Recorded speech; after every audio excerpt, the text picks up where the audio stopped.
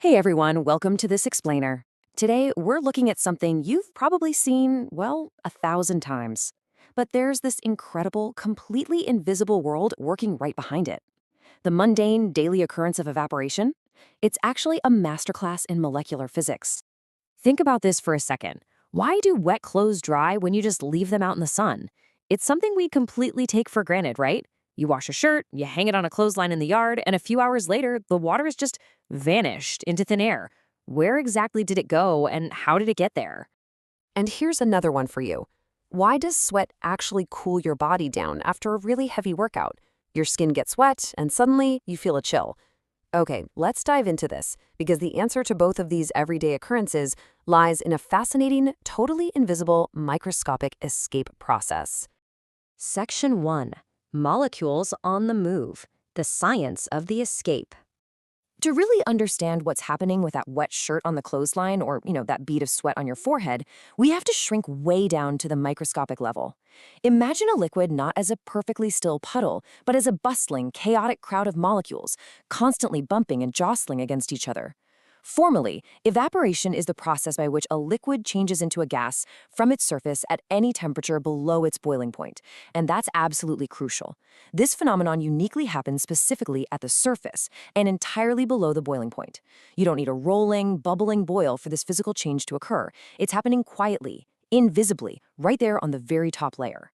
Now, what's really interesting about this slide is how easily we can confuse evaporation with boiling. They both turn a liquid into a gas, right? But they are completely different physical processes.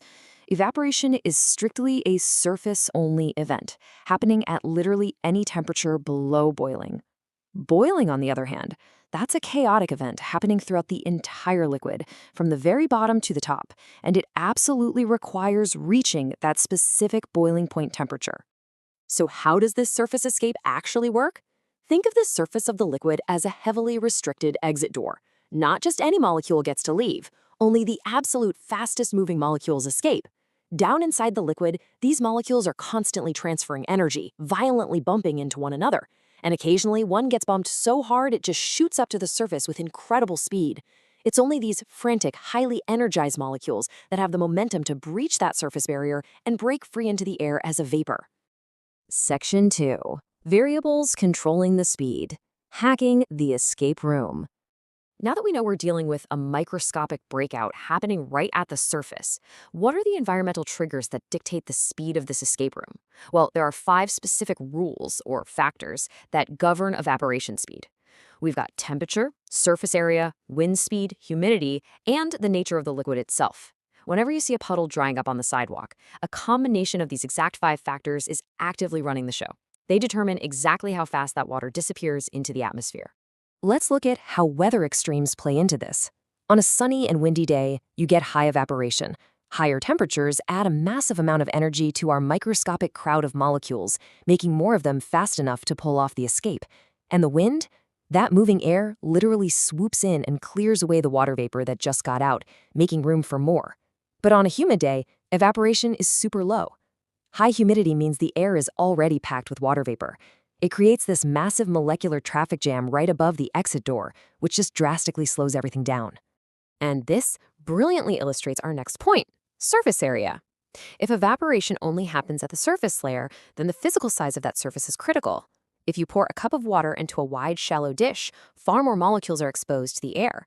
You're literally providing a much wider exit door for those escaping molecules. But if you keep that exact same amount of water in a narrow bottle, the exit door is tiny. Fewer molecules can escape at any given time, slowing the whole shebang down. Finally, the actual nature of the liquid matters immensely. If you spill a drop of alcohol next to a drop of water, the alcohol is going to evaporate much faster. Some liquids are just naturally better escape artists. Their internal bonds are different, so their molecules just don't need as much energy to break free and turn into gas compared to a liquid like water. Section 3. Real-world evaporation applications. The macro impact. Okay, so we've spent all this time zoomed in on the microscopic, invisible world of bouncing molecules. Let's zoom back out to the macro level and answer that second question from the very beginning, the human AC. When you sweat, your body uses this exact science to keep you from overheating. As those beads of sweat sit on your skin, the fastest-moving water molecules absorb your body heat to gain the energy they need to escape. When they breach the surface and leave, they take that heat energy right with them into the air. You are experiencing a real-time surface-level molecular escape that physically cools your skin down. Crazy, right? But this isn't just some biological trick. It's actually ancient human technology. For centuries, people have used earthen pots to keep drinking water cool. These pots are naturally slightly porous, allowing a tiny, tiny amount of water to seep through to the outside surface. And once it hits the surface, it evaporates, just like sweat on your skin. As those fast molecules escape into the air, they pull heat away from the pot, chilling the water inside entirely without a single drop of electricity. And the scale gets even bigger. On a massive global industrial level, we harness this process every single day. We pump seawater into these large, shallow pools, maximizing that surface area we talked about earlier, and just let the sun and wind cause the water to evaporate. That leaves behind the sea salt that we then collect. We also completely rely on evaporation to run widespread, large-scale cooling infrastructure and systems that literally keep our modern buildings and industrial plants functioning. Section 4, the big takeaway, reviewing the mechanics. So, the crucial point is how all these pieces fit together into one cohesive rulebook for the natural world. Let's run through it rapidly. 1. Evaporation is a liquid changing to a gas strictly below its boiling point. 2. It's a surface-level event where only the absolute fastest molecules manage to escape. 3. That speed is controlled by heat, wind, humidity, surface area, and liquid type.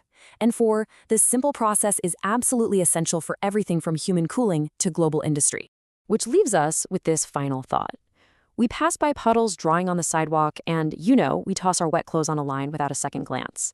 But without this tiny everyday phenomenon, without this invisible molecular escape continuously running in the background, how would our bodies or our entire planet survive the heat?